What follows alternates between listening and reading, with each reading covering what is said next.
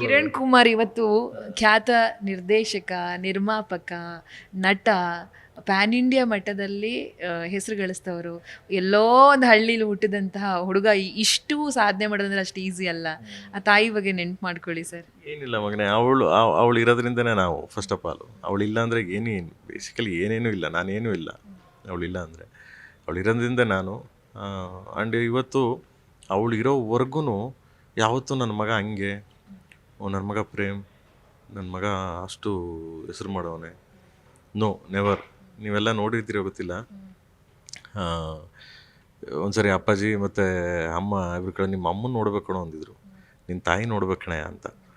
ಕೊನೆಗೆ ಶಿವಣ್ಣ, ರಾಘಣ್ಣ, ಅಪ್ಪು ಎಲ್ಲ ಬಂದರು ಮನೆಗೆ, ಎಲ್ಲ ಬಂದು ಕಾಲಿಗೆ ಬಿದ್ದರು. ಕಾಲಿಗೆ ಬಿದ್ದ ತಕ್ಷಣ ನಮ್ಮಮ್ಮ ಕಾಲಿಗೆ ಬಿದ್ದರು. ಅವರು ಕಾಲಿಗೆ ಬಿದ್ದರೆ ಚೆನ್ನಾಗಿ ಹೇಳಿದ್ರು, ಅಯ್ಯೋಯ್ಯಪ್ಪ ಇಂಥ ದೊಡ್ಡವ್ರ ಮಕ್ಕಳು, ಏನು ರಾಜ್ಕುಮಾರ್ ಅವ್ರ ಮಕ್ಕಳು, ಭರತಮ್ಮನ ಮಕ್ಕಳು, ಅಮ್ಮ ಹೇಳಿದಷ್ಟೇ ನೋಡ್ಬೇಕಾಯ್ತು. ಅವರು ಬಂದು ನನ್ನ ಇದು ಮಾಡಿದ್ರೆ, ಯಪ್ಪ ಏನೇ ನಮ್ಮ ಆಯುಷೆಲ್ಲ ಅವ್ರಿಗೆ ಕೊಡ್ಲಿ ಕಣೆ ಅಂದ್ಬಿಟ್ಲು. ಸೊ ಅಷ್ಟು ಇದು. ಸೊ ಅವಳ ಬಗ್ಗೆ ಏನು ಮಾತಾಡ್ತೀನಿ, ಎಷ್ಟು ಮಾತಾಡಿದ್ರೂ ಸಾಲಲ್ಲ. ಈ ಚಿಕ್ಕದು ಅಂದರೆ ಅವಳ ಬಗ್ಗೆ ಏನು ಮಾತಾಡಿ ಎಷ್ಟು ಮಾತಾಡಿದ್ರು ಸಾಲದೇ ಇಲ್ಲ. ಒಂಥರ ಅವಳು ಸಮುದ್ರ ಇದ್ದಂಗೆ.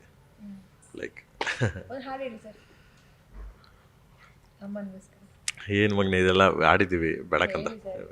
ಥ್ಯಾಂಕ್ ಯು ಥ್ಯಾಂಕ್ ಯು ಕಂದ. ಏನು ಥ್ಯಾಂಕ್ ಯು ಸರ್. ಫೈನಲಿ ಇನ್ನೊಂದ್ಸತಿ ಪ್ರೀತಿಯಿಂದ ಕರೆ ಒಲೆ ಕರೆದು ಬಿಡಿ ಸರ್. 30ಕ್ಕೆ ಆ್ಯಂಡ್ ಇದೇ 30ಕ್ಕೆ ಬನ್ನಿ ಪ್ಲೀಸ್. ನೋಡಿ ಎಂಟೈರ್ ಎಲ್ಲ ಕಡೆ ರಿಲೀಸ್ ಆಗ್ತಿದೆ. ಆ್ಯಂಡ್ ಸಪೋರ್ಟ್ ಮಾಡಿ ಅಂತ ಕೇಳ್ತೀನಿ.